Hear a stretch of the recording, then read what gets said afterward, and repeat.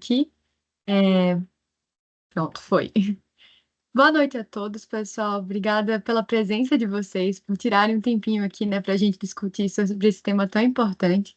Estamos aqui para dar sequência ao nosso ciclo de debates sobre reforma tributária da LAFT-UFMG. Para quem não sabe, a LAFT é a Liga Acadêmica de Direito Financeiro e Tributário vinculada à Faculdade de Direito da UFMG. E nós nos concebemos como uma plataforma a gente junta vários projetos, como é, competições, eventos, projetos sociais, né, que é o nosso Cidadania Fiscal. E aqui, né, hoje iremos dar continuidade aos nossos eventos. O ciclo de reforma é um dos ciclos de palestras que nós organizamos. Acompanhe nosso Instagram para poder acompanhar tanto o ciclo de reformas como outros ciclos que promovemos, como de carreiras também. A ideia do ciclo de reforma é trazer nomes consolidados no mercado jurídico tributário, bem como no meio acadêmico também, para discutir um dos temas mais relevantes do nosso sistema jurídico atualmente, que é a reforma tributária, que é uma das maiores modificações, né, mais importantes dos últimos anos no nosso sistema e que impacta não só o direito tributário, mas o direito como um todo. Nesse sentido, já tivemos três eventos até agora. Nós falamos sobre contencioso administrativo e judicial do IBS e da CBS, regulamentação e interpretação da Emenda Constitucional 132 e imposto seletivo. Hoje nós iremos dar continuidade com o tema Regime Especial, Operações com Bens Imóveis, e contaremos com a presença da nossa convidada, a professora Ana Cláudia Tume. Agradeço muito pela sua presença, pelo seu aceite. Um breve currículo aqui da professora, e já peço perdão se o inglês falhar em algum momento aqui, mas a professora Ana Cláudia Tume, ela é chair do Global Committee of Women do International Fiscal Association, é membra do IFA Supervisory Board, chair da filial brasileira do STEP, Society of Trust and State Practitioners, chair do Conselho de Administração do FPSB, responsável pela certificação CFP, é professora do mestrado em Tributação Internacional do IBTT e da Universidade de Zurique. Também é convidada de diversos cursos de pós-graduação, doutora em Direito Econômico Financeiro pela USP, mestre em Direito Tributário pela PUC São Paulo, MBA em Finanças do IBMEC, atual INSPER, graduação em Direito pela USP e em Administração de Empresas pela FGV e, finalmente, sócia da Utume Advogados. Professora, muito obrigada. Passo a palavra agora, fique à vontade. Obrigada pela sua presença. Obrigada a todos aí, obrigada, Thaisa, obrigada, professor Flávio, pelo convite. Um prazer estar aqui conversando com vocês aí sobre esse tema aí, como a Thaisa comentou, certamente a alteração mais importante que nós tivemos aí desde a edição da Constituição de 1988, né? Desde a Constituição de 88, nós tivemos já várias reformas no sistema tributário. Acho que nenhuma das partes da Constituição foi tão remendada como a parte tributária desde a Constituição de 88. Só que a alteração que a gente teve aí a partir da Emenda Constitucional 132, sem dúvida nenhuma, foi a mais relevante de todas, mais relevante de todas que a gente teve até o momento. E, claro, estamos num período aí muito importante, que é o período justamente de se estabelecer, né, se estabelecer a legislação de tudo isso que foi proposto pela Constituição.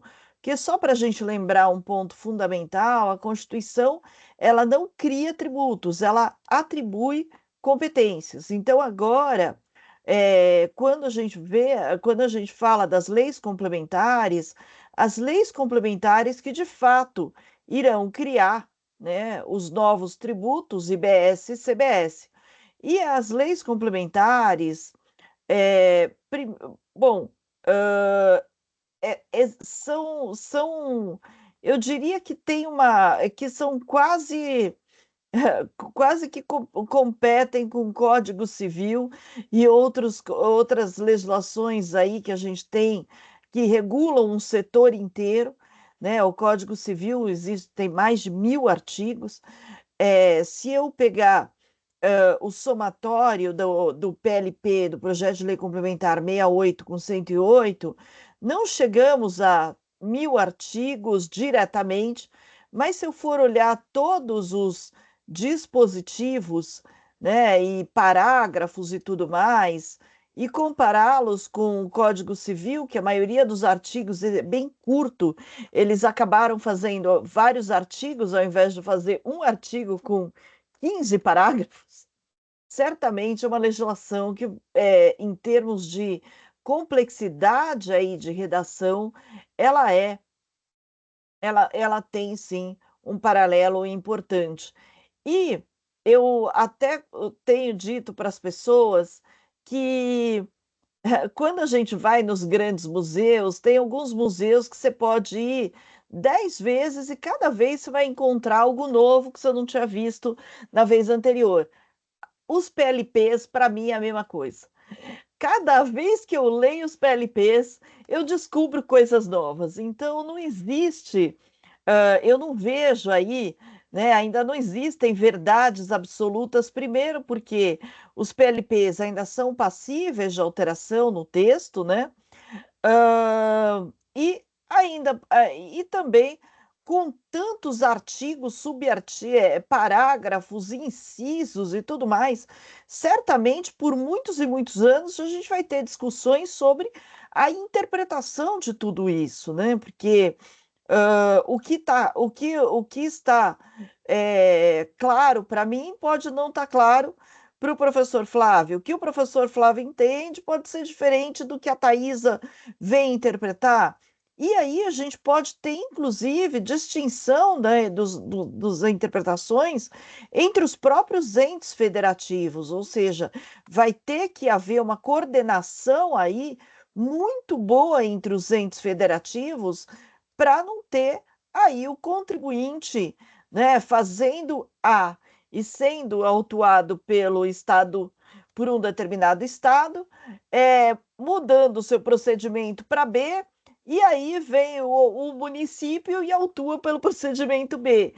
Então, isso vai ser algo assim bastante importante, essa coordenação aí de interpretação, e acredito que por muito tempo a gente vai ter aí inúmeras discussões sobre a questão interpretativa, muito além até da própria aprovação dos PLPs, né? Eu diria que a aprovação dos PLPs, claro, a aprovação da emenda constitucional foi fundamental, mas, mais uma vez, a Constituição não cria tributos. Então, é fundamental a gente entender o que está sendo aí trazido pelos PLPs, o que pode vir a impactar os negócios. E é nesse sentido que a gente vai conversar hoje sobre a questão imobiliária. Esse setor aí, um dos maiores empregadores do Brasil, e, aliás, não só um dos maiores empregadores do Brasil, né, o setor de construção civil, por exemplo, como um dos indicadores de crescimento ou estagnação da economia de um determinado país são justamente as obras de construção civil. Então, se você vai a um país, você não sabe nada daquele país, mas vê construções para todo lado, mesmo você sem saber nada daquele país, saiba que ele está num período de crescimento econômico, porque a construção civil, por exemplo, é um termômetro bastante importante. Fora isso, o setor imobiliário, que sempre foi um setor, entre aspas, mais muito mais, vamos dizer, um setor tradicional da economia, até hoje, você pega pessoas que preferem ter dinheiro em imóvel do que ter dinheiro em banco. Isso vem da memória inflacionária, né? Quando eu comecei a trabalhar na área tributária, em 1830 aproximadamente, a minha remuneração no mês um era, por exemplo, US$ 300. Se chegava no mês 3, minha remuneração já era US$ 100 por conta da inflação do período. porque a gente tinha reajustes quadrimestrais, a gente tinha reajuste 3 vezes ao ano, e aí o mês anterior ao reajuste normalmente era o fundo do poço, né? Era o fundo do poço aí que a inflação já tinha comido boa parte do valor. Então, o setor imobiliário, que sempre foi um setor aí mais engessado e tudo mais, hoje em dia é um setor muito dinâmico. A gente tem, por exemplo, os instrumentos financeiros, por exemplo, deram um dinamismo muito grande aí para o setor imobiliário. Dando um exemplo, né, eu trabalhei num dos grandes escritórios de São Paulo por 17 anos, que é o escritório Tosini Freire, e em 2006 o Tosini Freire saiu do centro da cidade, o centro da cidade de São Paulo, né, para ir para um prédio inteiro da região da Vila Mariana. E, naquele momento, o prédio inteiro pertencia a uma família, a família do publicitário Mauro Salles, é uma questão, uma operação pública, né? E quando houve a assinatura de um contrato de locação de 10 anos, da família com o Tosini Freire, né, e era uma alocação firme de 10 anos, eles conseguiram vender o imóvel para uma securitizadora que emitiu certificados de recebíveis imobiliários e vendeu no mercado. Então, basicamente, né, o Tosini passou a dever aluguel não mais para o dono do imóvel, mas para o mercado. Fundos imobiliários, né, agora com a tokenização, que é a nova fronteira aí das finanças e tudo mais, né, junto com essa área de tecnologia, tudo isso vem impactando o setor imobiliário e certamente olhar o que vai acontecer em matéria de tributação é bastante importante. Só para a gente lembrar, hoje, como é que funciona, né? Hoje, quando eu vendo um imóvel, eu não pago nem ICMS, nem ISS. O ICMS, ele incide no material de construção, ou seja, a construtora, quando compra cimento, tijolo, pedra e tudo mais, paga ICMS, mas não é que ela vai, mas na hora que ela vai revender o imóvel, vender o imóvel pronto, não tem ICMS naquela operação. A construção civil em si é considerado um serviço e sobre isso eu tenho ISS e não tenho crédito sobre nada, porque o ISS é um tributo cumulativo. Então, hoje eu tenho um cenário que nas operações de alienação imobiliária, tá? Eu não tenho nem ICMS, nem ISS na venda. Vou ter o quê? Tenho o ITBI, o Imposto sobre Transmissão aí de bens intervivos, né? O ITBI. Que a reforma tributária está mantendo o ITBI. Existem algumas mudanças, né, na legislação do ITBI, mas o ITBI está sendo mantido, ou seja, o ITBI não está sendo suprimido. Então, com a reforma tributária, eu vou continuar tendo que pagar ITBI nas transferências. Só que, só que aquela operação de compra e venda que não tinha ICMS nem ISS, porque o ISS incide sobre o serviço de construção civil e o ICMS na aquisição dos materiais passa a ter IBS e CBS. Então, o primeiro ponto é que o imóvel, a venda da propriedade imobiliária, para fins de IBS e CBS, é justamente a venda de um direito, né, direito imobiliário, ou se a gente quiser até facilitar o nosso entendimento, né, acaba sendo a venda do, entre aspas, produto como outro qualquer para fins de BS-CBS, no sentido de que sim, está no escopo. Ah, e a locação? Se eu resolvo, por exemplo, aqui em São Paulo, o nosso escritório fica num prédio de uma empresa que ela constrói para si própria. Ela constrói para fazer locação. Então, o negócio dela não é construir e vender, mas sim construir e alugar as unidades imobiliárias. Então, nesse caso, ela não tem que pagar ICMS. Hoje, ela não paga ICMS sobre a locação.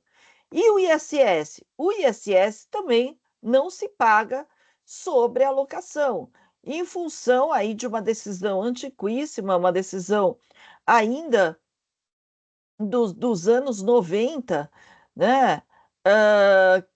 No qual o Supremo Tribunal Federal distinguiu o serviço da, da simples disponibilização daquele determinado ativo, entendendo que disponibilizar o ativo não é o mesmo do que prestar serviço e, portanto, até os dias atuais, né, a locação de imóvel ou a locação de bens móveis não são considerados como sujeitos, não são considerados aí na materialidade, como parte da materialidade do ISS.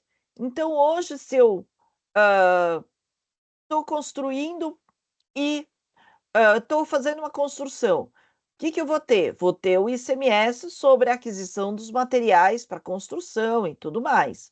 Vou ter ISS sobre serviços que eu contratar, serviço de instalação elétrica, né? Os serviços que eu contratar para aquela construção, óbvio que eu vou ter ISS. Mas na locação em si, né, eu não vou ter nem ICMS, nem ISS. Se eu comprar um imóvel pronto para fazer a locação, também eu não tenho ICMS nem ISS na compra daquele imóvel, né? E não vou ter, e não vou ter ICMS ou ISS na locação. Então, o primeiro ponto a gente considerar é que eu tenho uma mudança de paradigma na reforma tributária.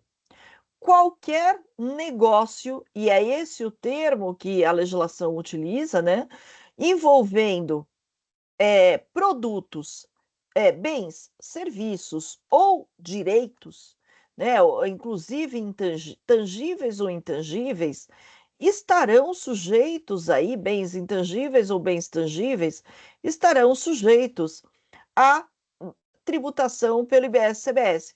É o que, durante as discussões da reforma, se costumou chamar de base ampla, ou seja, expandindo a materialidade do que eu tinha até então de ICMS, de ISS, né? E expandindo, portanto, aí para situações que antes eram tributadas por PIS/COFINS, porque para fins de PIS/COFINS, uma receita de locação é considerada, né, é considerada uma receita tributável, mas não era sujeito a ICMS e ISS. E aí, quando houve toda a discussão da reforma tributária, da emenda constitucional, o setor imobiliário se mobilizou e conseguiu garantir para si próprio o quê? Um regime especial. Regime especial, vejam, esse regime específico, na verdade, para usar o termo da emenda constitucional, né? Regime específico. Vejam, os setores que estarão sob regimes específicos podem ou não ter redução de carga tributária. Não necessariamente vão ter redução de carga tributária, mas vão ter alguma sistemática que leve em conta as especificidades do setor. E o setor imobiliário, a gente vai ter, sim, se, claro, em o PLP 68 sendo aprovado tal como está ou próximo do que está, né? Ou seja, eu vou ter um regime que vai ser específico no sentido de respeitar aí ser mais adaptado às características do setor, ah, mas também pela importância econômica, pelo impacto do setor imobiliário nas cadeias econômicas, né? Então, vejam, quando começa uma construção, quantos empregados são contratados, quantos prestadores de serviço, quantos fornecedores de materiais, tudo isso é impacto econômico. Então, pela importância do setor, conseguiu-se negociar tanto um regime específico quanto aí um princípio aí de buscar dar ao setor um tratamento mais benéfico. E aí o PLP 68, o que ele vem trazer de tratamento mais benéfico? O PLP 68, o que está proposto é que, no momento que eu vou falar da construção civil, tá? E eu considere para a construção civil um tratamento que leve em conta as características do setor e que reduza, sim, a tributação na área imobiliária, estimulando justamente a atividade imobiliária. Eu estou estimulando, né, a que se tenha também um número maior de imóveis, que mais gente possa investir em imóveis. Então, o que que a gente tem aí? Na locação, a locação ela está sendo aí agraciada com uma redução da alíquota de referência, tá? Uma redução de alíquota de referência, aliás, já da alíquota efetivamente aplicada, em 60%, enquanto a alienação de imóveis, ou seja, compra e venda de bens imobiliários, também vai ter uma redução aí da sua carga tributária, só que uma redução em 40%. Então, eu tenho um setor que vai merecer aí um benefício de redução de alíquota. Redução de alíquota é de 60% no caso de locação, né? Incluindo aí a cessão onerosa, arrendamento de bens móveis, e no caso de das outras operações aí imobiliária, na verdade, de compra e venda de imóveis, né, eu vou ter uma redução de 40%. Então, acho que já aqui mostra a importância que o nosso Congresso Nacional, ou pelo menos a Câmara dos Deputados, né, e o governo, e os governos, já que o texto do PLP 68 foi um texto que surgiu como uma proposta dos governos, né? Então, já mostrando que, olha, eu estou entendendo a importância, estou dando um tratamento aí especial. Eu acho que esse é o primeiro ponto. A outra coisa é que, durante a reforma, a discussão da própria emenda constitucional, o setor manifestou uma preocupação muito grande com moradia popular, né? Com moradia popular. E aí, na questão da moradia popular, ou seja, principalmente as construções beneficiadas aí, ou que se enquadram no programa do Minha Casa, o que hoje é Minha Casa Minha Vida, né? Ah, o PLP está propondo que haja um chamado redutor social. O que é esse redutor social? É justamente falar, olha, vamos abaixar um pouco mais a tributação para a moradia popular, né, para que os imóveis adquiridos por pessoas de mais baixa renda, né, não tenham um impacto tão grande aí da reforma tributária, né? E aí o que que se considera como redutor social, né? Como o redutor? Na verdade, eu vou reduzir o quê? A base de cálculo. Eu reduzo aí a base de cálculo para determinação do quanto de IBS e CBS são, quanto são devidos aí, quanto é que eu tenho de IBS e CBS efetivamente devidos na operação. É interessante essa, vamos dizer, essa política de ter o redutor social, na medida que eu tenho, basicamente, quando eles chamam de redutor social, né, nada mais é do que uma base de cálculo reduzida, uma redução de base de cálculo aí para situações em que eu tenho um imóvel sujeito aí ao benefícios de moradia popular. E o que são esses redutores, que é o redutor social? É o redutor da base de cálculo de R$ 100.000 por imóvel residencial ou de R$ 30.000 no caso de venda de lotes. Por quê? Eu tenho muitas vezes, né, eu posso ter tanto a venda de lotes para que a pessoa possa construir ali a sua casa, como venda de unidade imobiliária, ou seja, um apartamento, uma casa já pronta, né, para morar.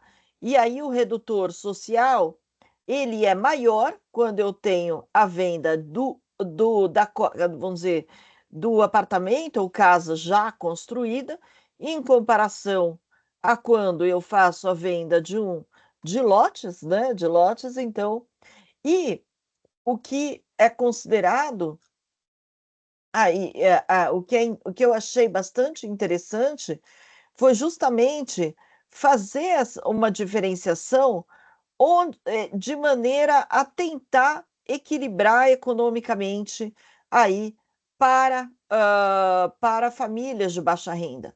E isso também remete a um outro ponto, né, que como é difícil criar formas de se fazer justiça social com tributação sobre o consumo. Quando se fala em tributação sobre consumo, né, a gente fala que a tributação sobre consumo não faz justiça social, porque, por exemplo, a questão da desoneração, né, vai ter a votação dos destaques da reforma tributária, né? Um dos destaques para votação em separada é a famosa carne, se vai entrar na cesta básica e ter isenção, se vai ter uma redução, qual que vai ser o tratamento. Ou mesmo os itens da cesta básica, né? Que acontece? Se eu desonero a cesta básica, eu estou desonerando para o pobre e para o rico. O pobre tem que compra leite, paga o imposto lá, vamos dizer, tem o benefício, mas o rico também vai comprar leite, também vai ter o benefício.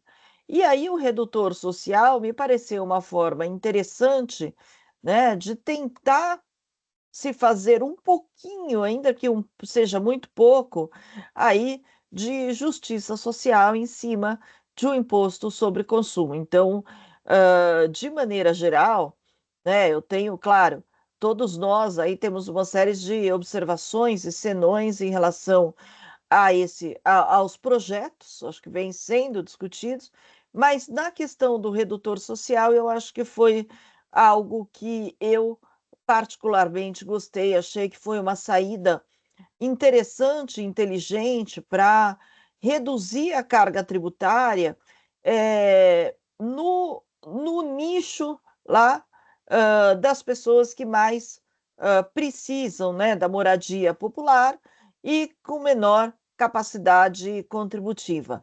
É o ideal, já está se discutindo que o redutor, por que tem que aplicar o redutor social e por que na moradia popular não pode ser isenção, né? Aí é uma questão de política fiscal. Vamos ver o que vai vir no texto final a ser aprovado. Pode vir aí algum tipo de isenção? Eu não duvidaria, tá? Eu não duvidaria que para a parte de construção de moradia popular pode vir aí, pode, ao longo do processo legislativo, esse fator de redução ser trocado aí por uma isenção, por uma alíquota, uma redução de alíquota zero ou algo assim. Bom, mas um ponto que eu achei que ficou, que complica aí a legislação é a questão de uma pessoa física vendendo imóvel. Uma pessoa física que faça a venda de imóvel vai pagar IBS e CBS? Ela pode vir a pagar IBS e CBS. Ah, não, mas IBS e CBS não é uma tributação empresarial? Aí é que tá, não necessariamente. No campo imobiliário, tá? Se eu resolvo começar a comprar e vender imóvel enquanto pessoa física e faço disso vamos dizer, minha principal atividade econômica, a proposta aqui da legislação está dizendo que, nesse caso, eu, pessoa física, que estou fazendo a venda de bens imóveis, eu vou ser, sim, contribuinte do imposto. Ou seja, eles estão tentando fechar todas as possíveis portas que um contribuinte possa buscar, né? Então, se eu sou pessoa física e vou fazer um negócio imobiliário, né? Em princípio, eu não teria que pagar IBS-CBS, só que vejam o texto da legislação. Isso é o artigo 247 do PLP 68, tá? Não incidem IBS e CBS na alienação, locação e arrendamento de bem imóvel que seja de propriedade de pessoa física, né? Vamos dizer, e ficou confuso porque aparece aqui de pessoa física sujeita ao regime regular de BSCBS, se não for justamente se não tiver uma preponderância econômica. Ou seja, agora, ou seja, se eu faço uma venda eventual, então hoje eu moro num apartamento, resolvo vender meu apartamento para comprar uma casa. Então, eu estou vendendo meu apartamento de forma não habitual. O meu sustento econômico, vamos dizer, é a advocacia, e não compra e venda de imóvel. Então, nesse caso, né, é, estão, eu estou considerando que eu não tenho que pagar o IBS e CBS. Porém, se eu faço disso, né, a minha atividade econômica relevante, eu tenho que passar a pagar, eu passo a ser contribuinte do IBS-CBS. Só que qual que é o meu ponto de crítica? Como é que eu meço essa relevância? Eu tive um caso de uma família que herdou uma carteira tão grande de imóvel que eles sequer tinham dinheiro para pagar o ITCMD, né? Eles tiveram aí, ou seja, é óbvio que eles tinham que vender os imóveis. E não é que era o negócio da família vender o imóvel, é que o pai, o patriarca, acreditava que dinheiro no banco também era vendaval, né? Ou seja, que não era bom ter dinheiro no banco, e qualquer dinheirinho que sobrava, ele comprava bens imóveis. Ele faleceu com 90 e tantos anos, 90 e tantos anos comprando imóvel, fazendo a poupança da família por meio de imóveis. Então, é óbvio que os herdeiros, né, precisam vender essa carteira de imóveis, mas não é que os herdeiros tenham como atividade econômica vender imóveis, né? Que realmente eles herdaram, e aí você ter copropriedade em 10, 15 imóveis, né? É mais fácil vender, ou então redivide, fala, olha, eu fico com esse, você fica com aquele, mas, basicamente, ainda que a gente faça uma divisão entre nós aqui dos imóveis, ainda vai ter muito imóvel que eu vou querer vender, né? Então, essa questão do que é a relevância econômica para fins de considerar se eu vou ou não pagar IBS e CBS na venda, é um ponto que no futuro pode gerar aí contencioso. Se eu vendi um imóvel, ah, não, você vendeu só um imóvel, não tem problema. Agora, e se durante o ano inteiro aquela foi a única renda que eu tive? O dinheiro que veio, o ganho que eu tive da venda imobiliária foi a única renda que eu tive, por exemplo. Ah, será que isso vai ser considerado como algo relevante do ponto de vista econômico, e que essa é minha atividade, né, preponderante naquele ano? Então, se eu pego outros países, como é que eles fazem? Tá? Vamos pegar um caso da Espanha. Da Espanha, eu acabei conhecendo porque eu assessorei aí uma família que comprou um imóvel bastante relevante na Espanha. Na Espanha, o que que eles fazem? Eles cobram o IVA, né? No momento em que eu tenho aí a primeira venda do imóvel. Então, quando eu tenho a primeira venda do imóvel, que o construtor vai vender o imóvel, eles cobram o IVA. Cobram o IVA e cobram o imposto de transmissão. A partir da segunda venda por pessoas físicas, eles já não se preocupam mais com a questão do IVA, né? O IVA sai, ou seja, as pessoas físicas não vão aí se preocupar em pagar, em apurar o quanto tenho de IVA. Não, eles pagam, claro, o imposto de renda do ganho de capital, né? O imposto de renda do ganho de capital, mas não pagam o IVA. Então, e vários países acabam adotando isso, usam sua tributação sobre o consumo na primeira alienação, e não ficam controlando o que os vendedores, pessoa física, estão fazendo ou deixando de fazer.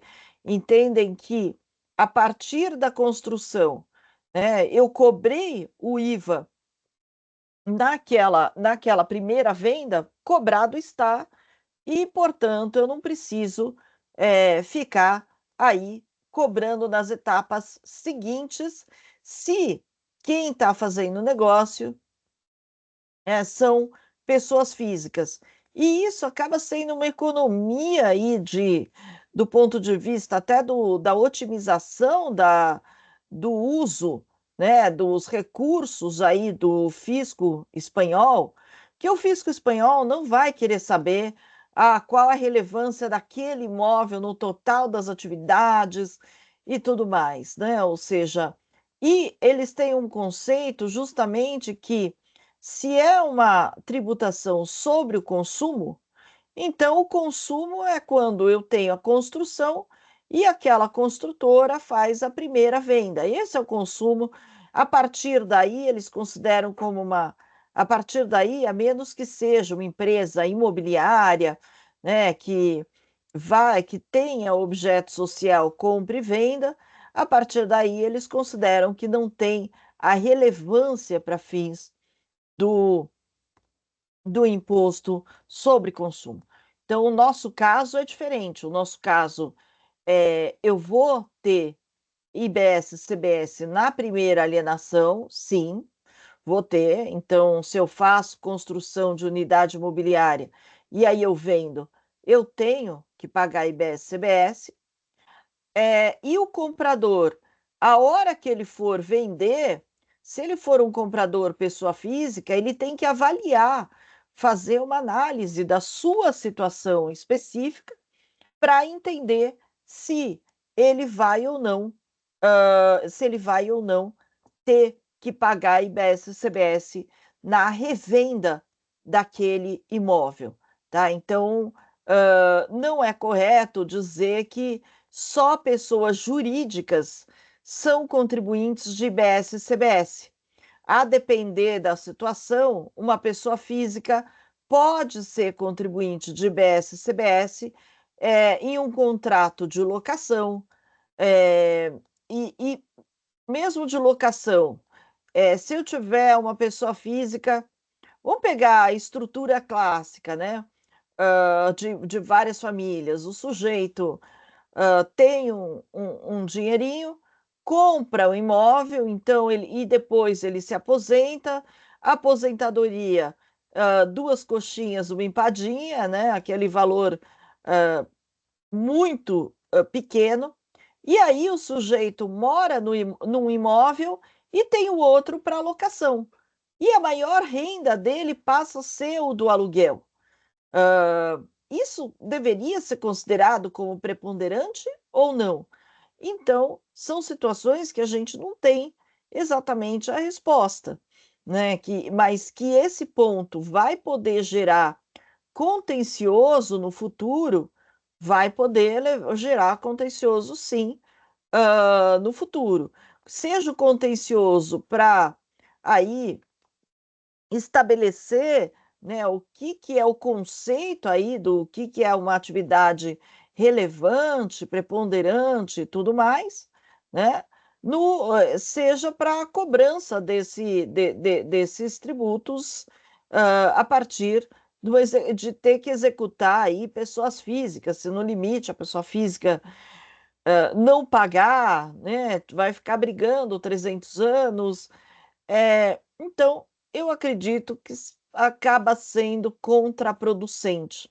Eles deveriam considerar uma possibilidade de fato, né, exonerar pessoas físicas, pegar os casos só abusivos, assim, que realmente eu tenho um desvio aí muito claro de finalidade e tudo mais, mas não colocar isso como algo para se analisar com todas as pessoas físicas, porque a gente pode ter situações e situações em que a relevância econômica da receita imobiliária pode existir sem que eu tenha necessariamente, né, aquilo como, vamos dizer, uma atividade preponderante, entre aspas, de propósito, como o caso muito comum da pessoa que se aposenta, né, tem 2 imóveis e acaba, na prática, vivendo da locação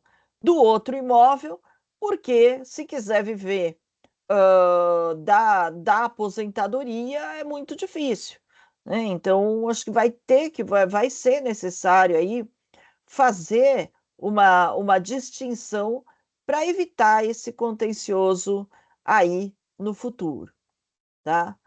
Acho que outro ponto bastante relevante é que eles se preocuparam com as operações financeiras de maneira geral, né? Com a operação financeira imobiliária no seguinte sentido: se eu uso o imóvel para constituir garantia, e aí muitas vezes, quando eu tenho emissão de CRI, do certificado de recebível imobiliário, da letra de crédito imobiliário, eu tenho o imóvel sendo considerado aí como a garantia real da operação, né? Então, a operação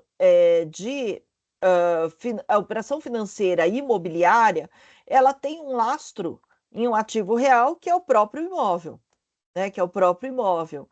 E aí, a legislação deixou claro que a simples constituição de garantia deixa claro isso, que a simples constituição de garantia não gera obrigação de pagar IBS e CBS, né? Nem faz sentido que pudesse ser tributado, mas aqui no Brasil é sempre muito bom a gente ter explicações a mais do que explicações a menos, né? E no caso de fundos imobiliários, se eu faço negócios por meio de fundo imobiliário, eu só vou ter tributação de IBS e CBS se o fundo tiver desenquadrado, ou seja, se o fundo for considerado como uma pessoa jurídica. Aí o fundo desenquadrado, e tem regras específicas, né, para o desenquadramento do fundo, se o fundo tiver desenquadrado, aí eu tenho que pagar IBS e CBS. Se não, o fundo imobiliário não vai ter que pagar. Ah, mas então, se uma empresa vende um imóvel, ela tem que pagar.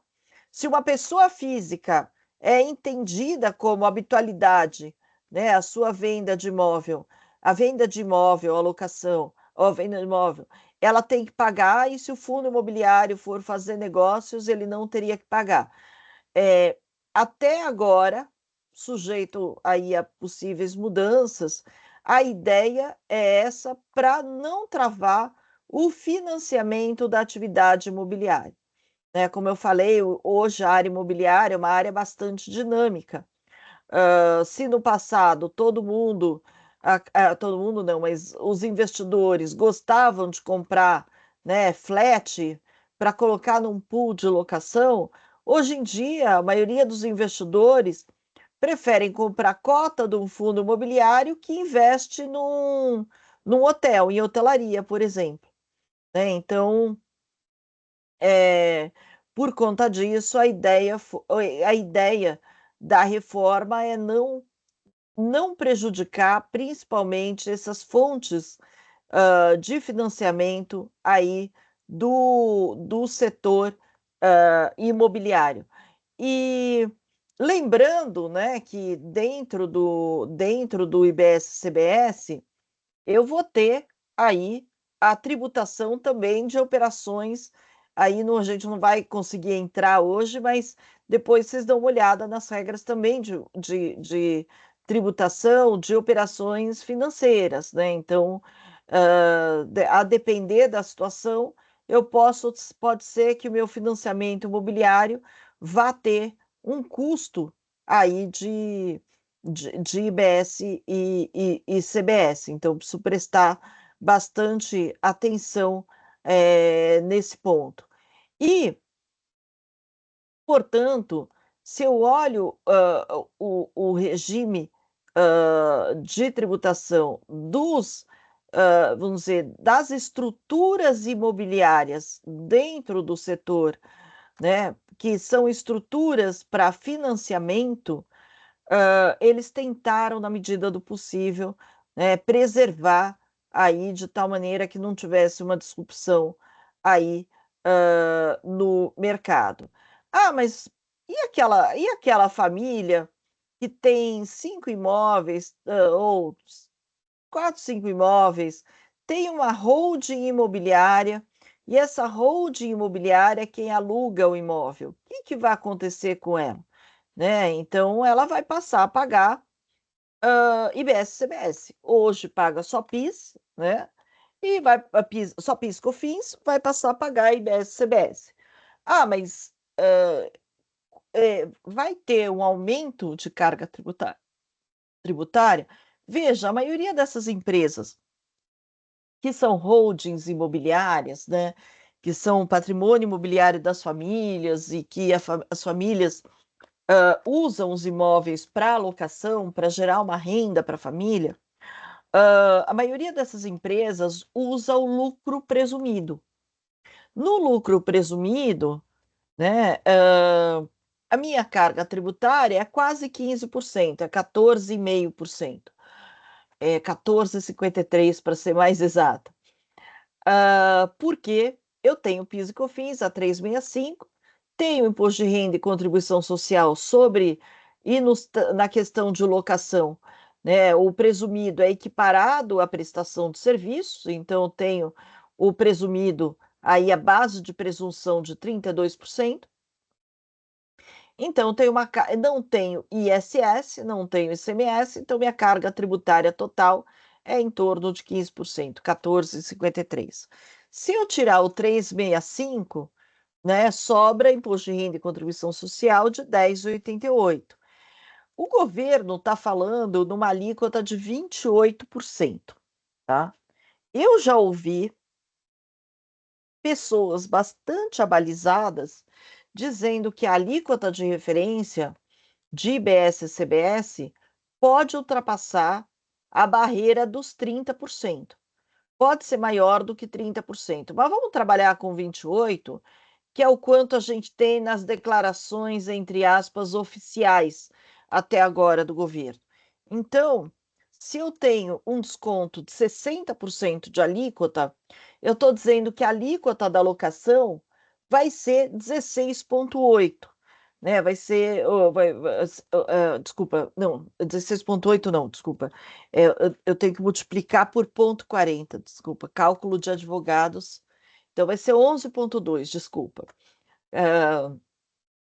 E aí, se eu somo 11,2 com 10,88, vai me dar uma carga tributária de 22,08%. Ainda é menor do que a carga tributária da locação na pessoa física, de 27,5%. Só que o que as famílias vão ter que considerar? Hoje a família, ela a família tem lá, sei lá, 3, 4 imóveis, né, na pessoa física. E resolve abrir uma holding imobiliária, transfere os 3, 4 imóveis para a holding imobiliária. Hoje, o cálculo da recuperação do custo do ITBI para passar o imóvel para a holding imobiliária, né, normalmente é considerar que em cerca de 1 a 2 anos, você, com a economia do lucro presumido vis-à-vis o 27,5, você já recuperou esse custo do ITBI. Agora precisa fazer conta, porque vai demorar mais tempo para eu recuperar aí o custo do ITBI para colocar o imóvel dentro de uma pessoa jurídica.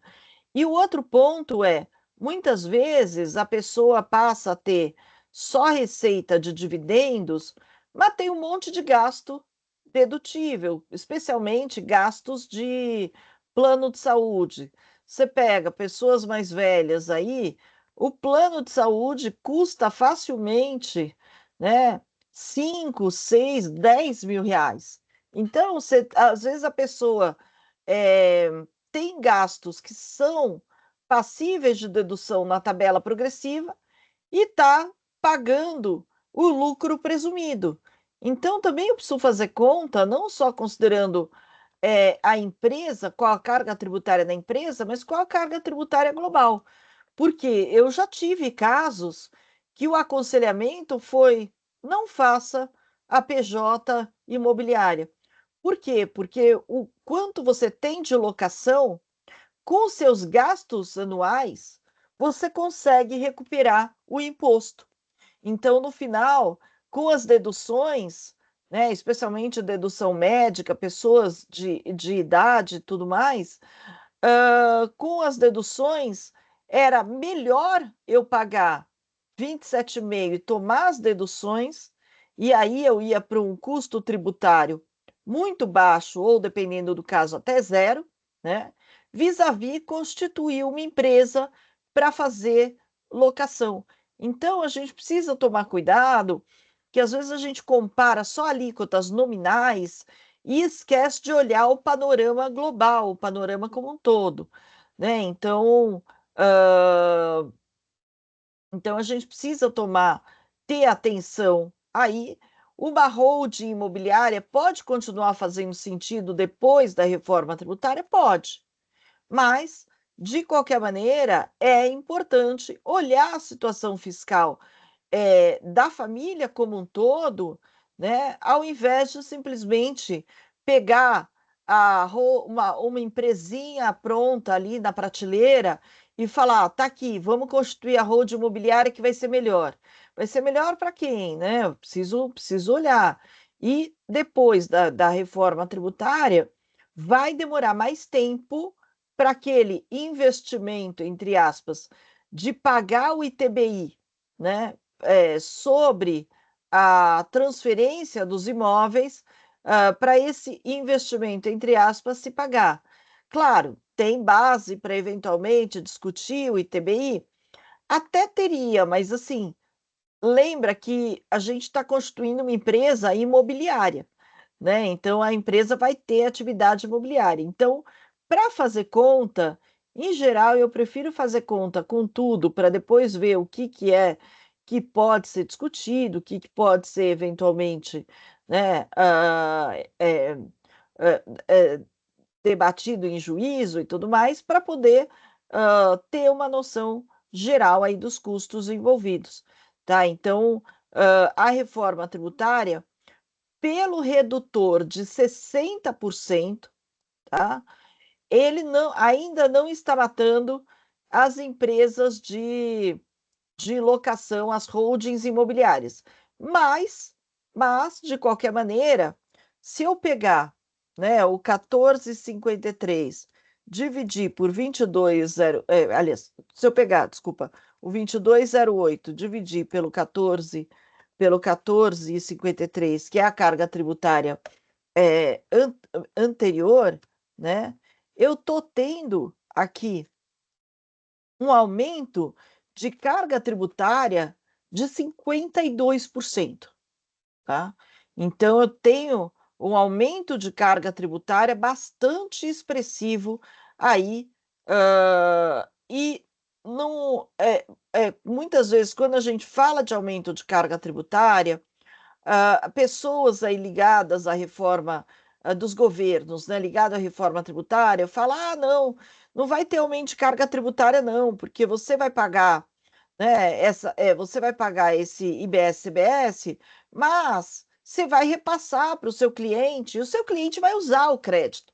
Tá bom, eu vou repassar primeiro se o meu cliente aceitar um aumento de preço. E muitas vezes, hoje em dia, os preços são discutidos com o setor de compra das empresas, né? E não com quem entende de tributário. Aí eu vou falar para o cara do setor de compras que eu estou aumentando o aluguel porque, olha, agora a empresa vai poder tomar o crédito. Olha que coisa boa. O cara vai olhar para mim e vai falar: não, não, eu não vou aceitar, né? E aí, ou seja, em tese, eu conseguiria repassar, mas na vida real pode ser que eu não consiga. E também, além dessa questão de não necessariamente eu conseguir repassar, né? Então, eu tenho que considerar aí qual vai ser a minha situação? Então, o que que a gente está recomendando? Que se faça o cálculo. Qual que é o pior dos mundos? O meu cliente não aceitou um centavo de repasse de carga tributária. Ou eu estou fazendo alocação para uma pessoa física que também não aceitou esse aumento, me pagar mais por isso, tá? Nesse sentido, o meu negócio ainda se sustenta? Se a resposta for sim, ótimo. Se a resposta for não, é bom começar a tentar renegociar desde já, já deixar o, o inquilino ou quem seja alerta para o fato de que isso vai ser, né, esse aumento de carga tributária vai ser aí inexorável, não tem como se evitar, né? Mas eu tenho base para discutir que não poderia haver tributação, né, sobre a locação, por exemplo. Ainda é muito cedo para gente dizer, tá? Mas de qualquer maneira, em princípio, eu vou ter essa tributação e a própria emenda constitucional 132 traz a conceituação de materialidade ampla, então a emenda constitucional autoriza, né, a União, estados e municípios aí a criarem tributos com essa base ampla, de tal maneira que, num primeiro momento, eu vejo pouco espaço aí para ter uma vitória para contestar a IBS e CBS sobre um contrato de locação, por exemplo, né? Então, a gente tem uma série aí de aspectos que a gente poderia continuar aqui conversando, mas de qualquer maneira eu completo aqui uma hora dos meus comentários e acho que é bom a gente poder ter um tempinho aí para abrir para as discussões, comentários, opiniões. Vocês não são obrigados a concordar comigo, né? Então, fiquem à vontade aí para fazer aí os comentários. E só para empolgar o pessoal, Flávio, se você me permite, talvez você puxar aí a fila dos comentários, né? Que daí o pessoal fica menos acanhado para depois seguir comentando, perguntando. Claro, Ana Cláudia. Primeiro, queria agradecer muito, não só aceite o convite, a presença de estar aqui conosco na LAPS, mas parabenizar, né, por essa análise maravilhosa e minuciosa. Concordo e me preocupa. Na semana passada, eu tive discutindo com o setor de cargas no Rio, sobre a reforma, e um subsecretário da Fazenda comentou: ó, para ser igual, a alíquota tinha que ser perto de 39%. 28% não fecha o valor do Estado se considerar o que a União quer, né? Então, me preocupa que essa sua percepção, né, conversando no mercado, é a mesma, e, sobretudo, o impacto que isso dá para todo o segmento, né? Fez a análise não só da construção civil em si, mas de toda a repercussão que eu diria na cadeia de imóveis, né, considerando desde a hold familiar, que preocupa, né? Quantas não foram criadas na última década, diria, né, dentro de uma indução do governo de tributação e aí de imóveis na pessoa física. E a minha maior preocupação, que é o setor financeiro, né, que colocou muito bem dos fundos, dos CRIs, das operações e do risco que isso pode gerar. Essa última carga tributária foi analisando um aumento muito para o setor, para a parte de locação, não é isso? Digo, Ah, sim, sim, porque acaba tendo, né, várias famílias aí acabam constituindo suas holdings justamente exato, porque para essa. tem uma diferença importante de tributação na alocação, né, vis-à-vis o lucro presumido. Exato. No setor de construção civil, eu estou imaginando, e fiz algumas, ainda eu não vi estudos, algumas análises por alto, imaginando um aumento em torno de 11%. Mas você tem uma questão que não é tão típica do setor, que é o creditamento. E aí a gente vai discutindo no início a questão do crédito financeiro, mas é um setor que tem uma cadeia produtiva extensa. Então é um pouco, talvez, mais difícil. Queria saber dessa visão, né? Considerando toda a discussão que sempre teve, ISS, dedução de material, hoje uma base ampla, mas que eu ainda tenho muita questão de serviço e mão de obra em si, e na mão de obra ainda me preocupa a pejotização, que não é um tema ainda decidido. Você acha que a repercussão para o setor da construção civil ela vai talvez ter um patamar similar de aumento de carga tributária? E colocou bem do IVA, né? Preocupam até a venda da construção civil. Dali para frente, comercialização de imóvel não tem. Colocou da judicialização do ITBI.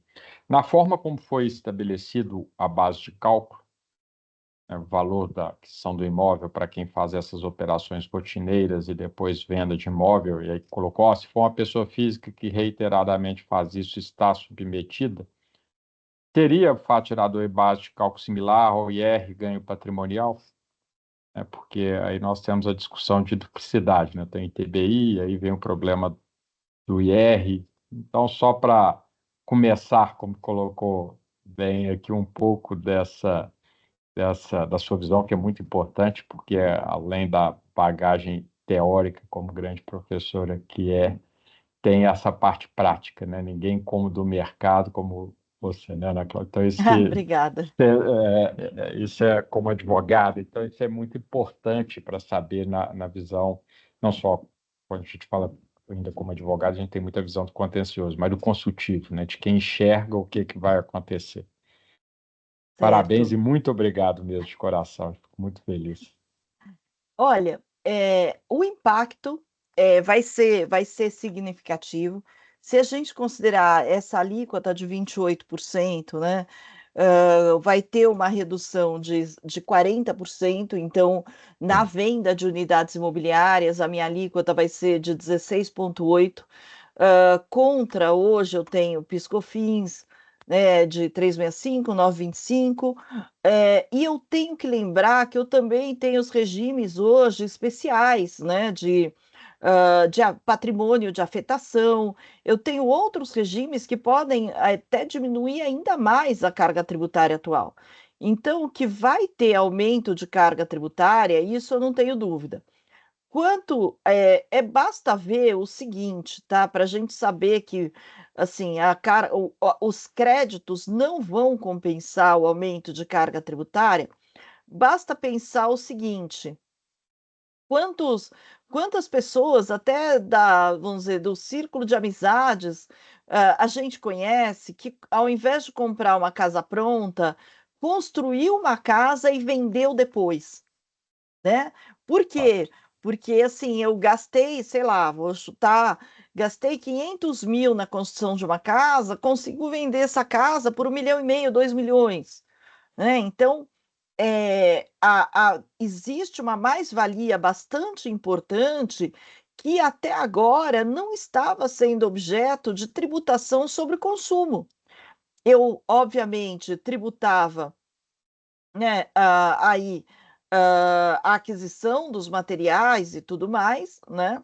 Tinha a tributação do PIS e COFINS, mas eu tenho também, né, se eu uso patrimônio de afetação, tem uma redução significativa. Então, a minha tributação sobre a diferença, no meu exemplo, dos 500 mil para os 2 milhões, né, acabava tendo impacto na renda, mas um impacto muito menor em termos de tributação sobre consumo. E agora vai ser pego em cheio, por mais que esteja tendo essa redução de alíquota.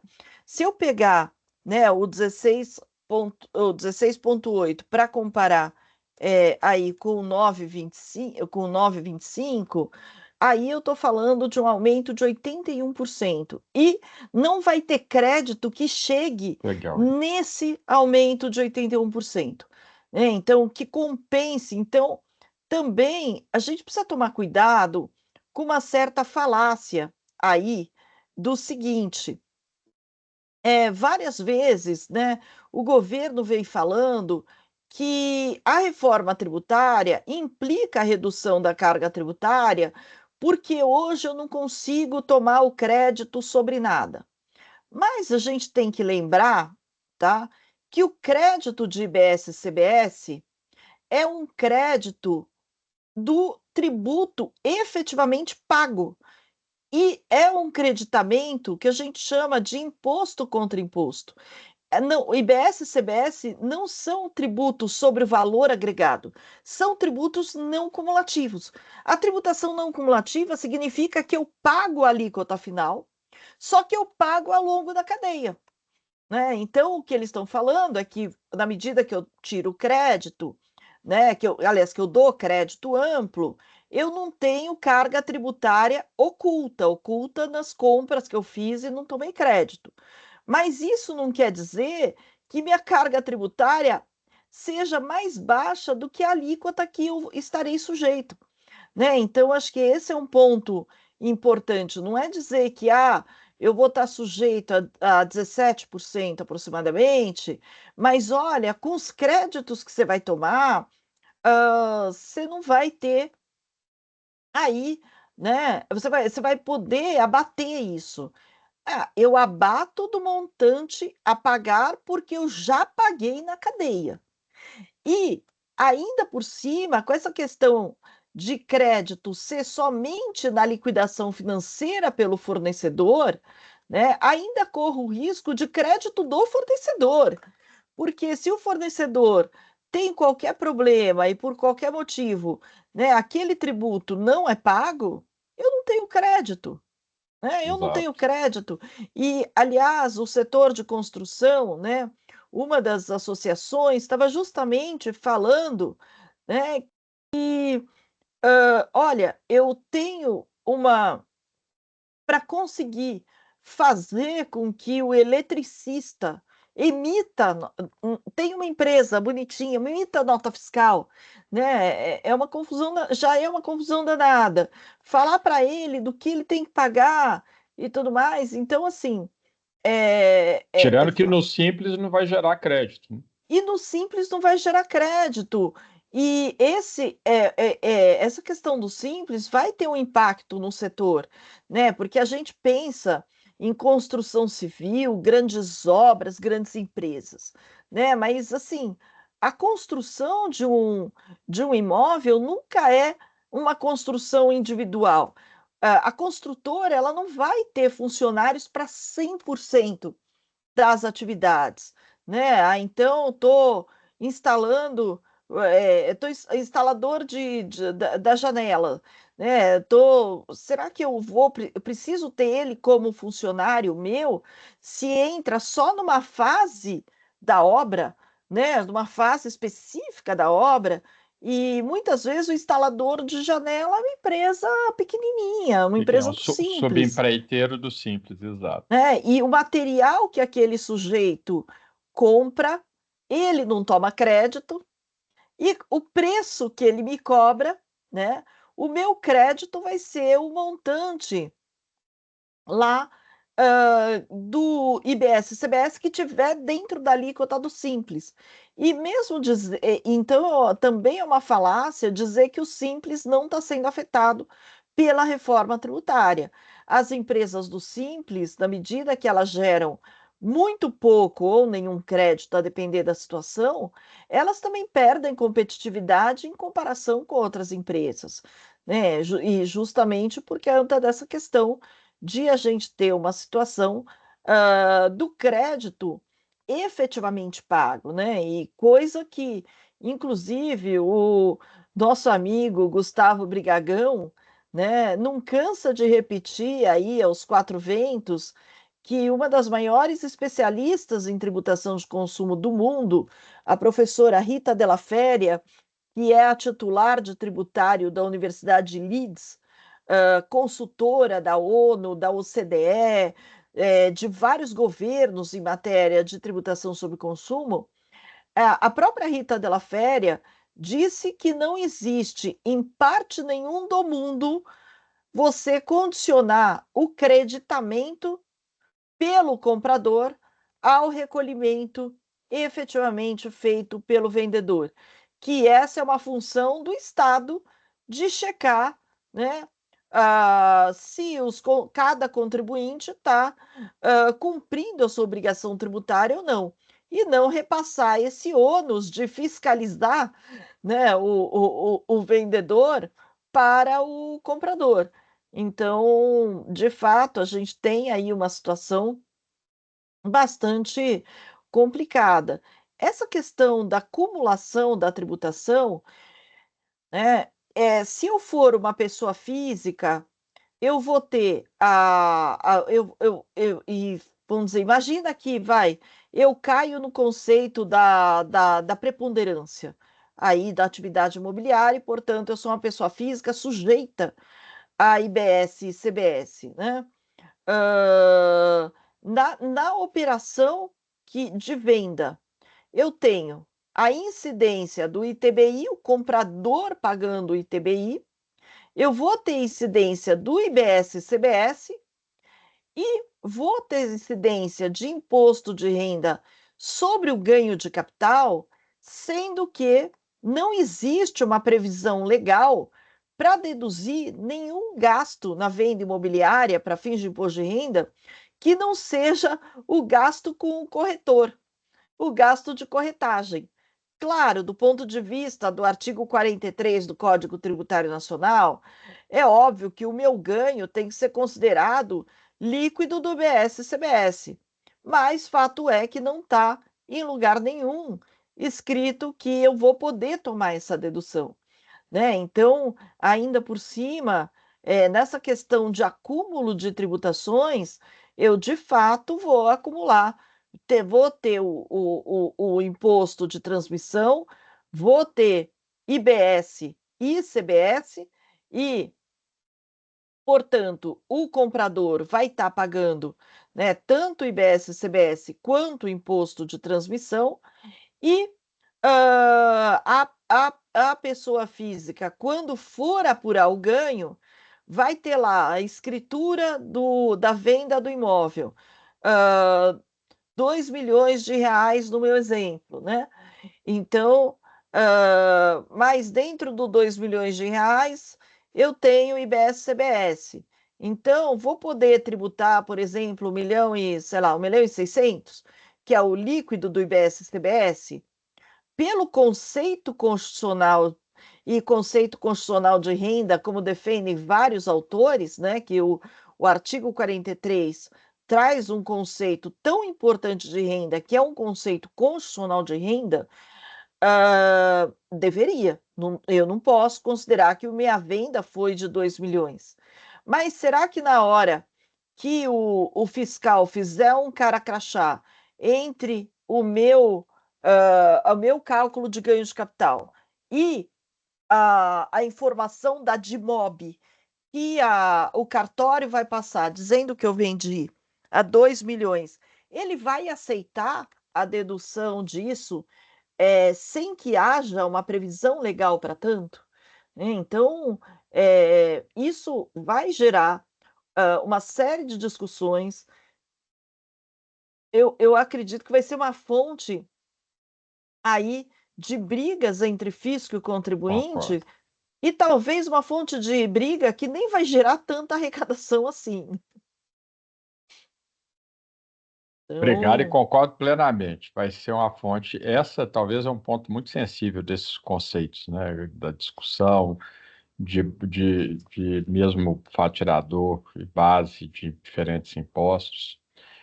Mas, Thaís, abre para o pessoal participar. Obrigado. obrigada, Flávio. Obrigada, professora, pela exposição, né? Obrigada e parabéns, foi muito boa, deu para entender bastante, assim, todo esse regime, né? Todas as complexidades, as mudanças, né? Que estão para vir. E agradecer ao professor Flávio também pela contribuição sempre muito rica aqui no nosso ciclo, né? E nessa discussão também, de a gente iniciar esse debate. E, pessoal, alguém tem alguma dúvida? Podem levantar a mão. Dúvida, comentário, crítica? E quem quiser começar. Eu tinha uma dúvida justamente sobre essa questão de ser meio que um bis in idem, né? Essa tributação, principalmente na pessoa física, né? Que vocês comentaram, assim, para mim, pareceu um pouco estranho isso de você tributar o ITBI, você já ter o ganho de capital e ainda ter a IBS e o ICBS por cima, né? Assim, se até isso não seria uma forma de tentar, né, falar, argumentar, né, constitucionalmente se não seria possível afastar essa incidência, mas pelo jeito ainda não tem muito espaço para essa É, interpretação, né? o espaço que se teria seria você dizer que, ao invadir a competência tributária de um outro ente federativo, né, estaríamos aí diante até de uma questão que, vamos dizer, que seria a questão da cláusula pétrea de você ter aí você ter alguma ameaça ao sistema federativo, né? Porque no final das contas, e isso é uma coisa que a gente, que tem inclusive a, o ex-secretário de Fazenda do Estado de São Paulo, que hoje é economista-chefe de uma instituição, o Felipe Salto, ele mesmo comenta que, com o tempo, ele acha que pode haver uma série de discussões aí, até de reformar a reforma, por conta da questão financeira mesmo, que os estados e municípios, no final das contas, eles têm o que garante a autonomia é ter dinheiro no bolso, né? Vejam o quanto de condições foram impostas ao Rio de Janeiro, ao próprio estado de Minas Gerais, né? Com toda a questão do endividamento perante o governo federal. Então, na hora que você tem um tributo invadindo a competência do outro tributo, será que eu não estou mexendo aí com o sistema federativo, que é uma das, vamos dizer, uma das cláusulas pétreas? Será que eu não estou afetando? Então, assim, a gente já teve situações, tá, de declaração de inconstitucionalidade de emenda constitucional, entendendo que há coisas tão importantes que só podem ser mudadas por uma nova Constituição, ou seja, uma nova Constituição. Não podem ser mudadas por emenda constitucional. Então, a gente teve, por exemplo, há muitos anos atrás, quando teve a instituição do, vamos dizer, do IPMF, que foi o precursor da CPMF, né? Mexeu-se aí no princípio da irretroatividade e o princípio da anterioridade, e o Supremo Tribunal Federal entendeu que esses princípios estavam dentre os direitos e garantias fundamentais aí dos contribuintes e que seriam aí cláusulas pétreas e, portanto, não poderiam ser mudadas nem por emenda constitucional. Então, a questão é em que medida que o Supremo Tribunal Federal, ao olhar toda essa acumulação, esse acúmulo de tributação, de olhar que essa tributação de IBS e CBS, ela vai muito além, né, por exemplo, eu tenho no artigo 195 que a tributação pode incidir sobre a receita, pode incidir sobre o lucro e pode incidir sobre folha. Será que o Supremo vai entender que a CBS, por exemplo, está indo além do que estabelece, né, ou do que poderia? Então, é difícil a gente dizer, mas eu entendo que se for para ter uma declaração de inconstitucionalidade desse tipo, o Supremo Tribunal Federal vai ter que entender que a emenda constitucional mexeu com alguma cláusula pétrea, e aí que não poderia ser mexida nem sequer por mudança na Constituição, necessitaria de uma nova Constituição para ter alteração. Não sei se o Flávio concorda aí com esse ponto.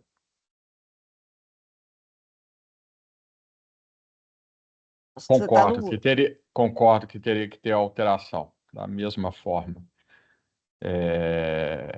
Sem essa base aí, eu tenho toda a discussão, e para mim, né, independentemente do posicionamento, tem uma exigência indevida nisso. Pois é. Tributo sobre tributo e mais Outro, tributo, exato. né? E ninguém e de mudar as despesas, reduzir o tamanho do Estado, ninguém fala. Isso aí a gente vai para o financeiro, é um problema seríssimo. Mas realmente, a forma que eles estão colocando a série de impostos na mesma base, minha preocupação é que eu acho que o Supremo vai passar isso. Talvez por uma questão de conveniência política, não por uma questão Jurídico. jurídica, né? Então, Concordo. Na contribuição ele já fez, né? Lá na origem da Lei Complementar 84/96, quando ainda tinha receitas vinculadas e não vinculadas, sem aquela discussão, ele admitiu isso, contribuição poderia ter mesma base de imposto. CBS tem mais, talvez, chance de defesa do que a IBS. na visão do Supremo, né? Não que eu concorde, eu concordo com o que você colocou. É. Obrigada. Deu para responder, assim, realmente essa questão do federalismo, né, tá vindo, já veio em outras discussões do grupo de estudo, em outros ciclos de reforma, né, assim, se a reforma, ela estaria ou não violando, né, muita parte do federalismo, assim. Então é um tema que realmente, assim, me parece bem acalorado, né, essa questão. E um Mas, ponto que eu tenho ressaltado aí em que eu tenho muito receio, né?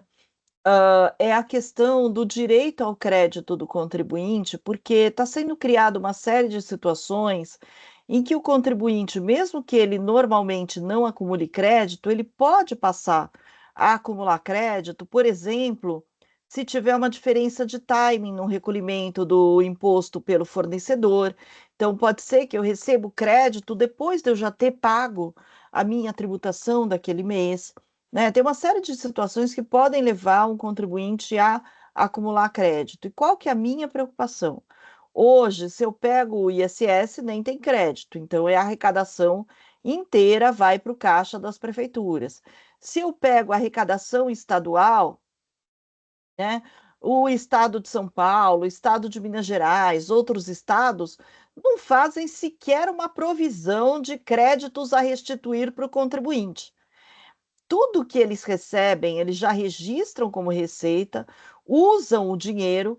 Quando o contribuinte bate na porta para fazer o processo de acumulação de crédito no ICMS, é, eles ainda levam um tempão para poder avaliar se o contribuinte merece, né, um crédito passível de restituição, e aí só quando o contribuinte fala, olha, eu não tenho com que usar esse crédito, me dá o meu dinheiro de volta, é que eles vão pensar em mexer a máquina para um dia, quem sabe, talvez, devolver o dinheiro para o contribuinte, né? Então, na prática, o dinheiro do contribuinte é muito difícil deles efetivamente tirarem do caixa. Às vezes eu consigo pagar fornecedor com crédito acumulado. No IBS e CBS, nem isso eu vou conseguir, porque não vai ter previsão, né, disso. E qual que é o meu receio?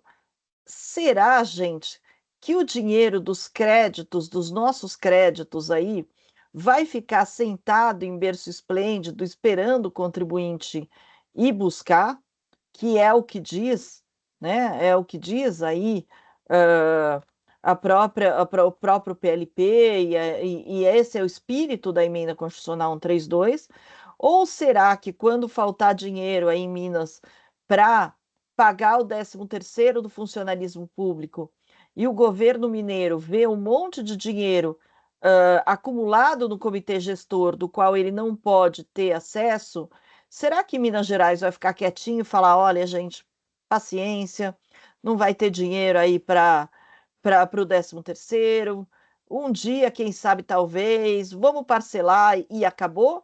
Ou será que ele vai entrar com uma ação judicial para pedir esse dinheiro, para pedir a liberação imediata desse dinheiro dos créditos? Né? Então, esse é outro ponto que no cálculo das alíquotas não está sendo considerado, que o dinheiro do crédito, normalmente, no caso do ICMS, é um dinheiro que o governo usa até não poder mais, até assim, enrola o contribuinte até não querer mais para poder devolver o dinheiro. E enquanto isso, o dinheiro está no caixa do governo, está na receita aí, de arrecadação, né? E vai passar a estar por fora. Então, é um receio que eu tenho, e isso é um receio para todo e qualquer setor, né? Para toda e qualquer atividade, porque o gerar crédito, acumular crédito, pode não ser mais só para empresas exportadoras, só para empresas que tenham saída por uma alíquota mais baixa. Pode ser que várias empresas, em função desse timing de tomada de crédito, vá tomar crédito depois que já pagou o débito e aí comece a acumular mais créditos. Essa é uma discussão grande, é a preocupação. Por isso que eu falo que só funciona essa reforma com split payment, né? Conversando com o Alexandre, o que é o Estado espera. E que a devolução vai se dar pelo comitê gestor em 3 dias, que é a briga que eles estão aí discutindo, é a minha dúvida. E eu É, coloco um. e nessa questão dos 3 dias, eles só prometem 3 dias, porque, aliás, os 3 dias no split payment, ainda menos mal, porque é um dinheiro imediato, mas os 15 dias, né, 60 dias mais 15, 6 meses Do mais 15, crédito, do restante acumulado. depende do dinheiro estar sentadinho, paradinho no comitê gestor. Concordo. E para isso nós temos exemplo, fazendo um paralelo com o depósito judicial, né? Quando a União fez direto na conta do Tesouro, vários juízes intimaram-se 24 horas no início, um atraso ou outro foi rechaçado. Em Minas, nós tivemos um exemplo relativamente recente. O governo do estado usou o dinheiro do depósito judicial nesse mesmo paralelo no Banco do Brasil, quando o Banco do Brasil, o juiz determinou no Banco do Brasil o levantamento do depósito, quem falou que o estado de Minas tinha dinheiro para pagar? Foi o caos e tiveram que suspender a lei mineira antes que esse caos ficasse insustentável. Pois é. Realmente é uma questão bem preocupante, né? Se hoje já é difícil, né, demorado ter um crédito, imagina agora nessa situação também. Mas obrigada pela explicação, professores, deu para entender bem essa questão. Pessoal, alguém mais tem alguma dúvida, algum comentário, alguma coisa a pontuar?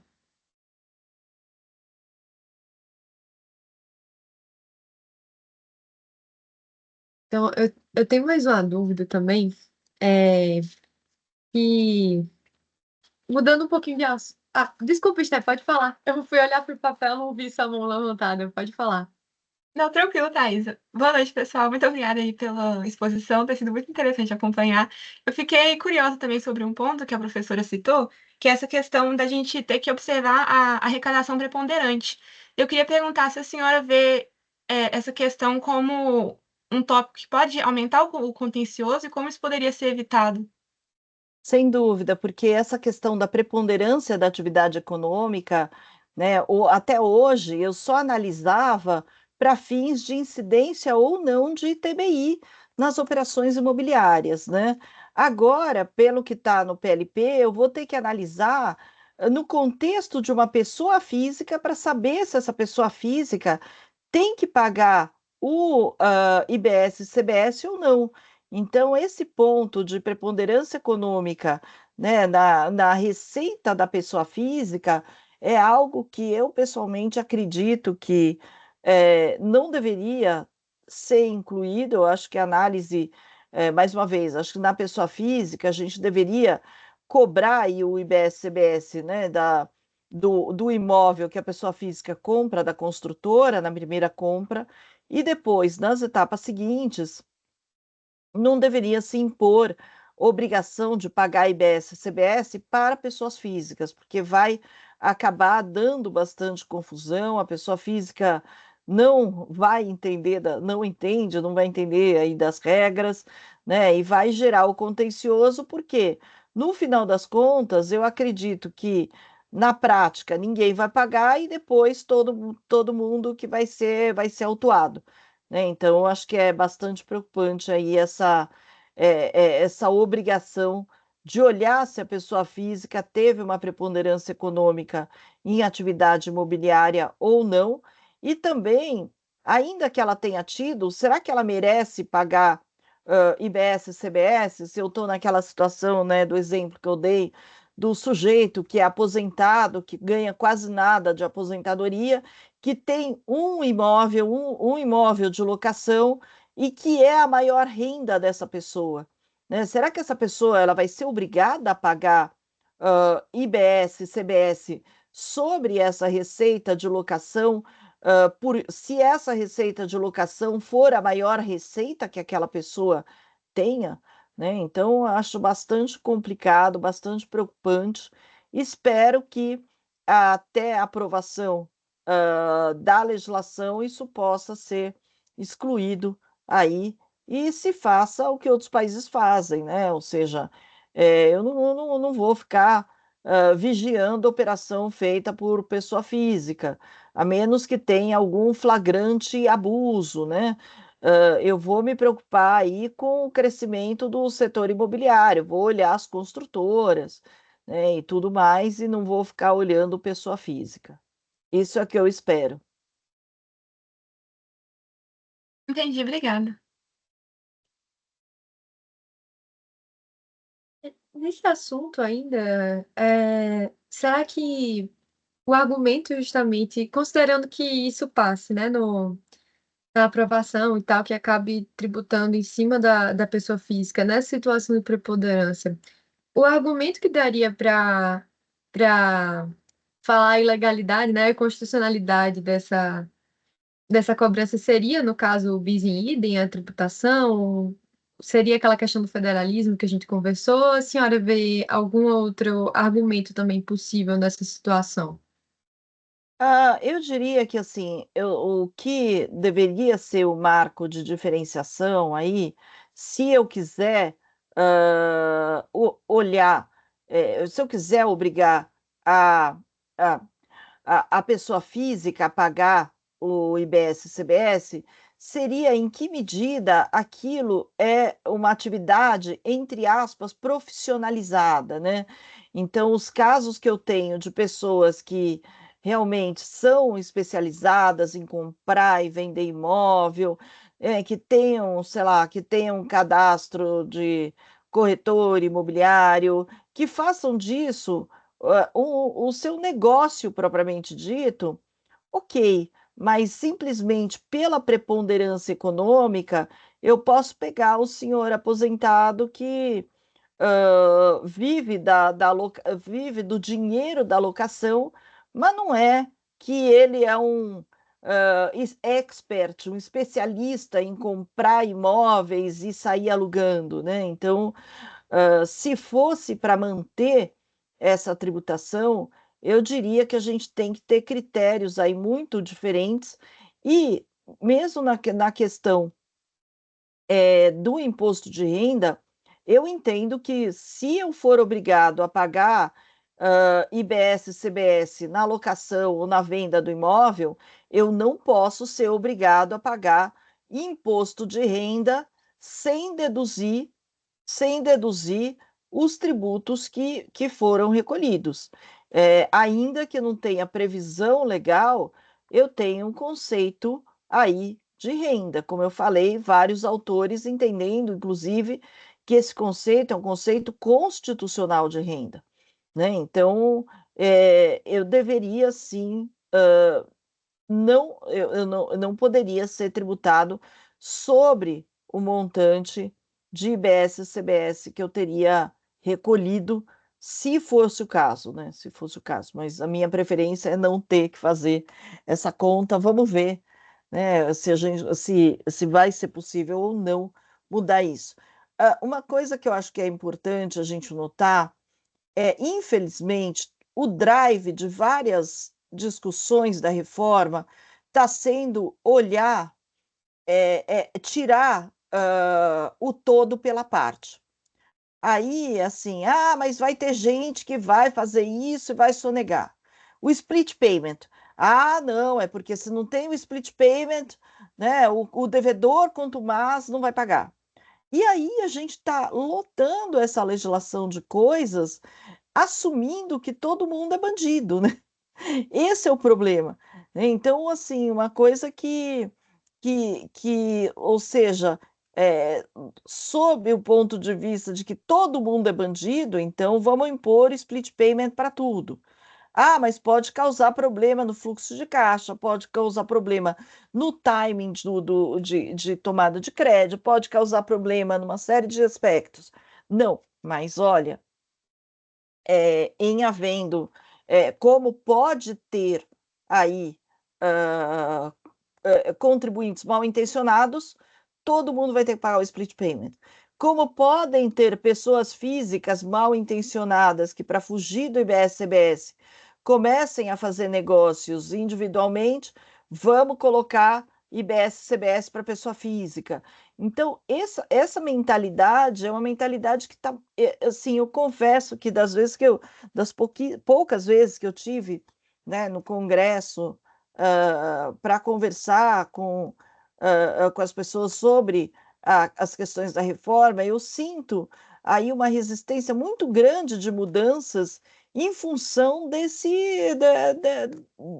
dessa mentalidade de que, bom, como todo mundo é bandido, a gente tem que colocar cão de guarda atrás de cada contribuinte, porque senão o contribuinte vai me enganar, né? E isso tem sido, eu acredito que seja um tremendo problema, está distorcendo bastante a reforma. A reforma tributária pode simplificar em relação a 27 legislações estaduais, em relação a 5.000 legislações municipais, mas a nossa reforma não está criando um sistema simples, está criando um sistema bastante complexo, bastante complicado, e muito da complicação vem dessa coisa de tratar todo mundo, né? Todo mundo é bandido até que se prova o contrário. Então,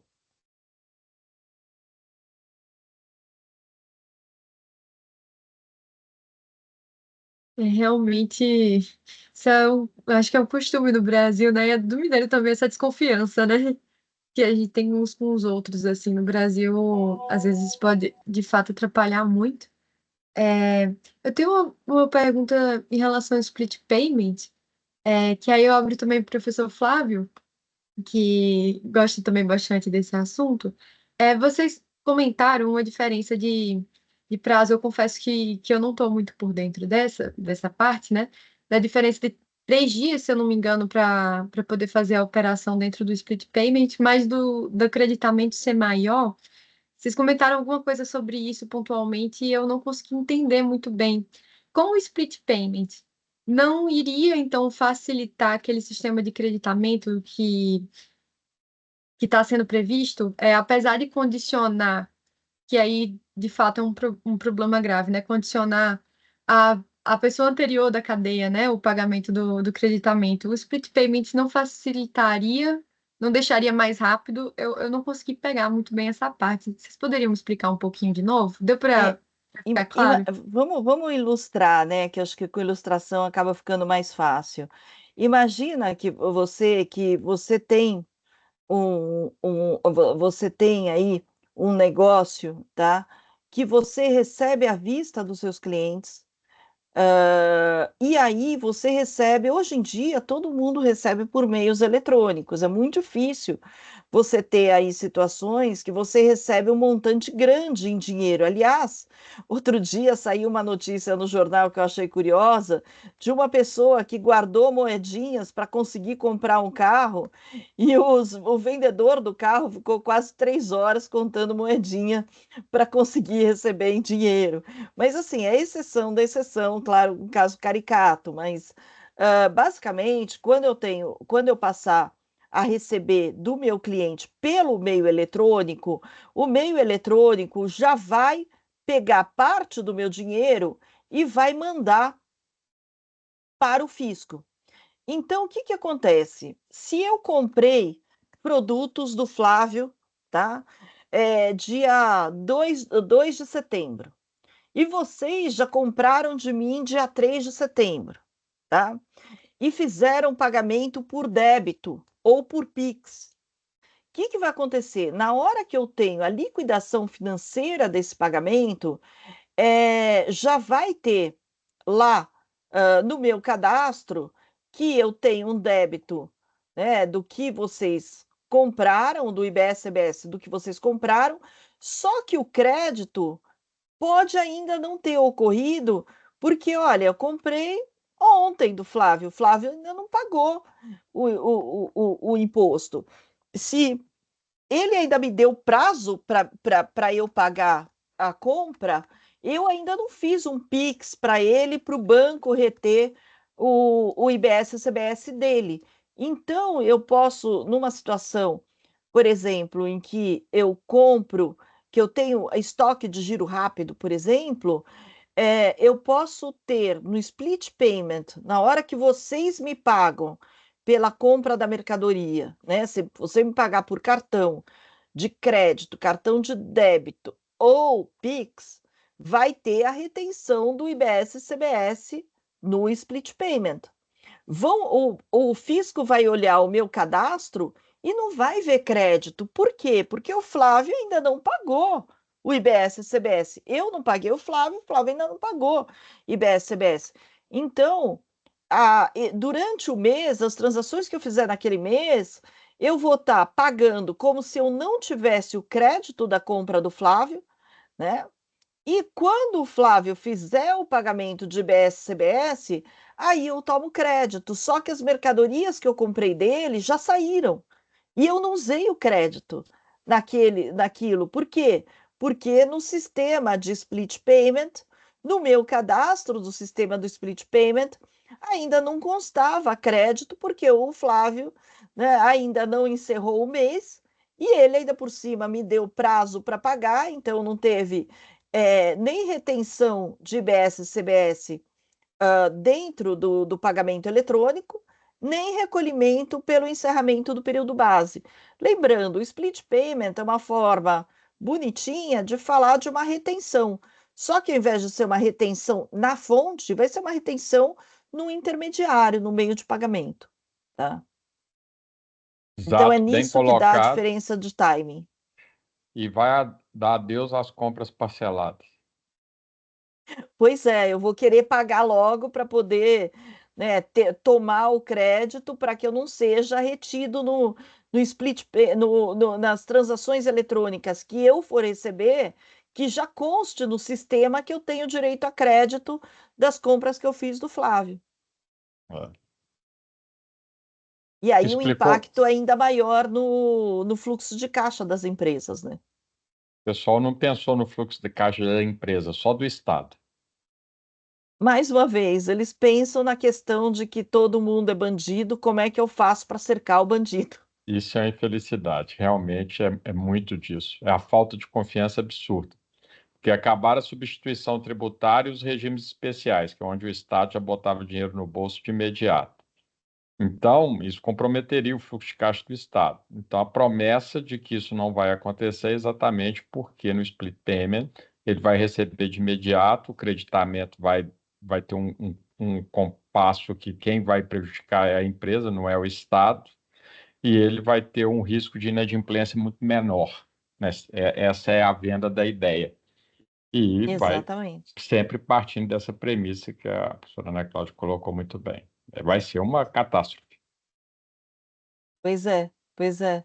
E muito disso é o próprio pessoal que está trabalhando, o próprio pessoal de governos, né, que está trabalhando no PLP, não, assim, ainda não tem a consciência desses problemas que podem haver na vida prática, na vida real, ou seja, essa questão de eles estão olhando que quem vai acumular crédito é quem já acumula crédito hoje. Não.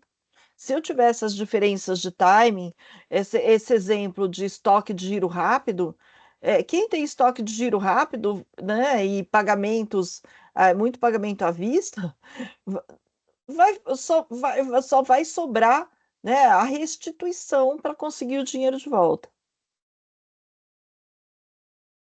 Não, obrigada demais. Agora com o exemplo ficou bem claro, assim, né? E essa parte, então eu agradeço muito. De fato, é bem preocupante, né? Porque aqui no Brasil a gente tem muito costume de parcelar, usar crédito, né? E o crédito é uma forma de fomentar a economia também, né? Então, assim, além da preocupação, né, com o fluxo de caixa das empresas, é isso. A consequência pode ser até um impacto, né, no crescimento econômico. Enfim, de fato, preocupante, assim, mas agora ficou mais claro. Muito obrigada. Imagina, que bom. Pessoal, Acho que alguém tem mais alguma estamos pergunta? aí também bem no horário. Tem mais alguém? Tranquilo? Bem, pessoal. Então, acredito que a gente pode encerrar. Queria agradecer muito a participação da professora Ana Cláudia. Foi uma exposição, assim, um debate que deu para compreender muito bem, né, o tema da nossa reunião sobre o regime especial com os imóveis, mas para além disso, a gente conseguiu entrar em outros pontos da reforma também, né, que atingem os imóveis e a reforma como um todo, que pelo menos para mim foi assim muito claro e muito esclarecedor Obrigada demais, professora Ana Cláudia, e também ao Que professor bom. Flávio pela participação na nossa discussão aqui. Foi uma ótima discussão. Obrigada demais. Obrigada, Thaís, obrigada tem- mais uma vez pelo convite. Obrigada, Flávia, aí pela parceria. Muito bom. fico feliz, tem que só agradecer aqui também, Thaís, só estou como aprendiz da professora Ana Cláudia sempre, sempre acompanhando tudo e as considerações exatamente porque eu falei, conciliar a visão teórica com a ideia prática que depende de um conhecimento de mercado muito grande, de como funciona, né, uma empresa, e isso traz toda a diferença na hora que se faz uma análise tão complexa que é essa sobre reforma tributária. Então, sempre muito feliz, encantador, e muito obrigado, Ana Cláudia, por estar aqui conosco, por essa parceria sempre, né, da participação com essa excelência toda. Obrigada, gente. Obrigada. Gente, Tchau, obrigada, tchau. Boa pessoal. noite. Boa noite. Boa Bom noite, descanso a todos obrigado. Boa aí. noite, Tchau, gente. tchau. Obrigada. Tchau, Só Tchau, tchau. pessoal. alguns pequenos avisos, gente. Sigam e acompanhem a gente lá no nosso Instagram, Laft UFMG. Nós iremos também postar, né, todas as gravações do nosso canal do YouTube, recém-inaugurado. Vocês encontram todos os links lá no nosso Instagram, para todas as nossas redes sociais. E semana que vem nós já teremos evento agora sobre do ciclo de reformas. Em breve nós estaremos lá divulgando para vocês. Muito obrigada a todos e boa noite, pessoal. Tchau, tchau. Obrigada pela Obrigada. presença. Boa noite. Tchau, tchau, Tchau. gente. Tchau, tchau.